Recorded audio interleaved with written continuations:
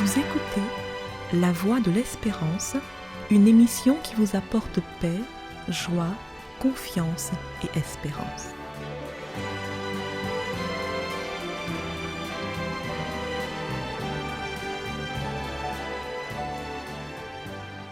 Bonjour la Guyane et bonjour à tous depuis la Guyane. Depuis le début des vacances, La Voix de l'Espérance prête une attention particulière aux familles. Nous avons des sujets qui touchent la vie de famille depuis le début du mois de juillet. Et définitivement, alors que nous attaquons le mois d'août, nous pouvons dire que la famille, c'est véritablement le lieu le plus important, l'espace à vivre qui détermine beaucoup la vie d'un être humain. La famille, le foyer d'origine, peut être le lieu des plus grands traumatismes ou encore le lieu où des bases très solides seront posées, des bases qui pourront influencer toute la vie d'un individu. Ce qu'on a appris dans son enfance, dans son foyer, on l'oublie difficilement. C'est ainsi qu'on a observé un jour un vieil homme qui avait immigré dans un pays alors qu'il n'était qu'un adolescent. Mais alors qu'il était à l'aube de sa mort, ses dernières paroles furent prononcées dans sa langue maternelle qu'il n'avait pas parlé en public depuis bien longtemps. Mais alors qu'il sentait la mort s'approcher, ce qui lui est revenu, c'est la langue qu'il parlait dans son foyer alors qu'il était encore un enfant. Le foyer doit donc être l'objet de toute notre attention. Nous devons y consacrer beaucoup d'énergie pour permettre au foyer de se développer au mieux. C'est ainsi que nous sommes conscients par la Bible que l'amour est un don, mais un don qui doit se travailler parce que c'est un don qui peut grandir. L'amour augmente quand il y a des bonnes conditions autour. Nous lisons dans la deuxième épître que Paul adresse aux Thessaloniciens, au chapitre 1er et au verset 3, ce qui suit. Nous devons sans cesse remercier Dieu à votre sujet, frères. Il est juste que nous le fassions, car votre foi fait de grands progrès et l'amour que vous avez tous les uns pour les autres augmente constamment. Fin de citation. Cette phrase est belle. Elle dit que l'amour peut augmenter, doit augmenter et augmente quand il y a l'atmosphère qu'il faut tout autour. Il en sera de même dans un foyer. Quand dans un foyer, on crée des conditions, alors l'amour augmente. Notons maintenant quelques attitudes que nous pourrions développer en famille qui nous permettraient de faire grandir l'amour et donc d'impressionner au mieux et pour le mieux les membres de la famille.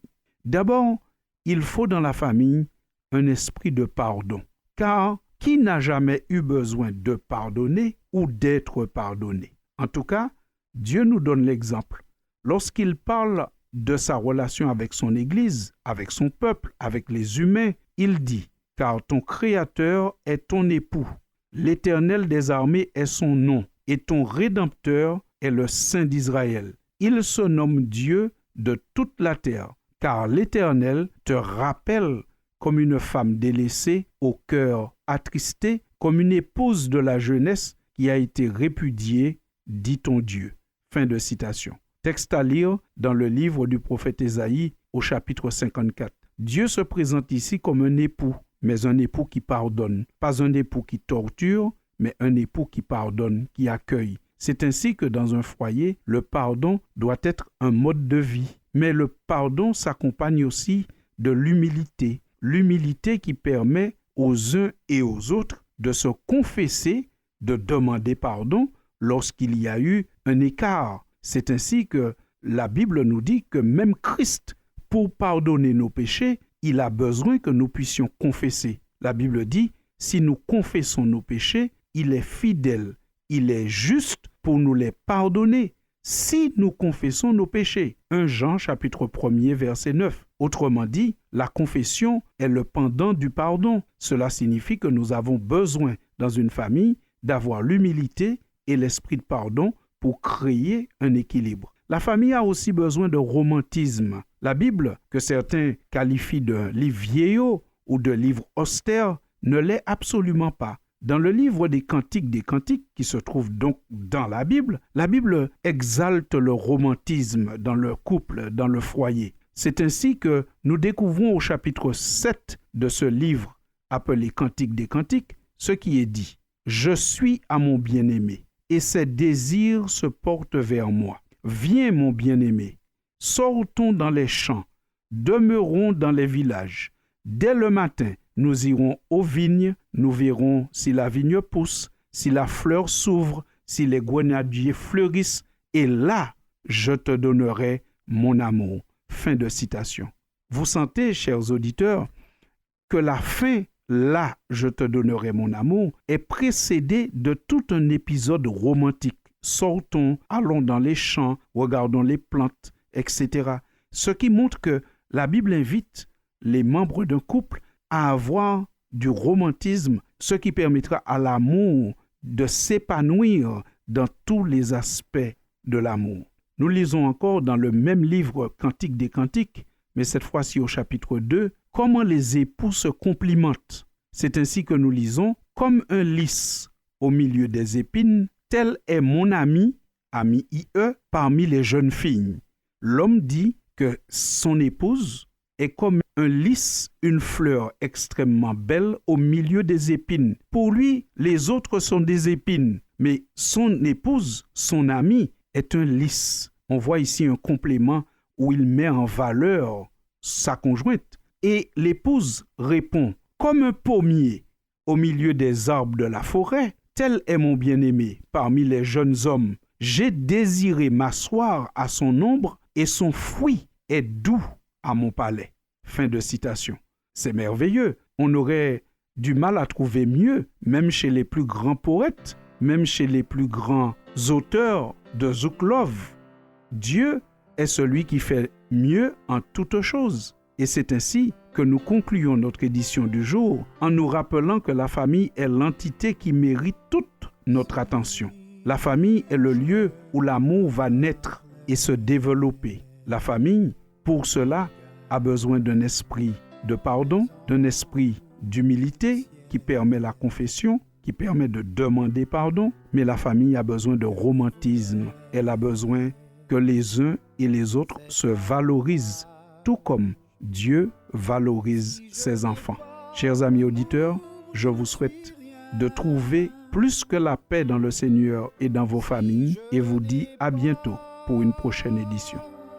L'amour.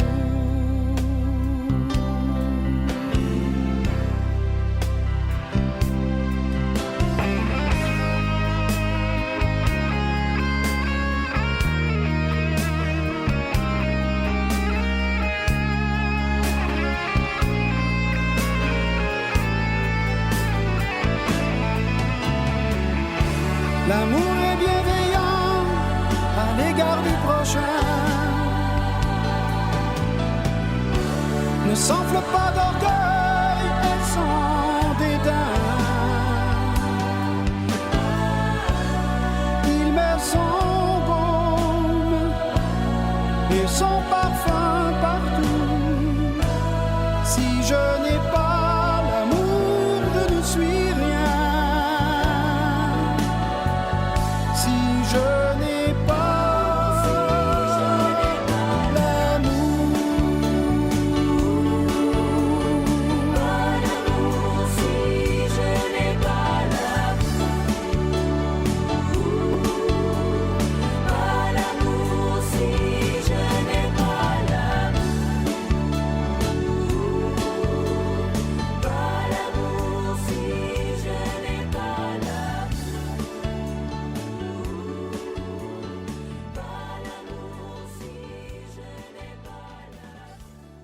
C'était La Voix de l'Espérance, une émission préparée par l'Église adventiste du 7e jour.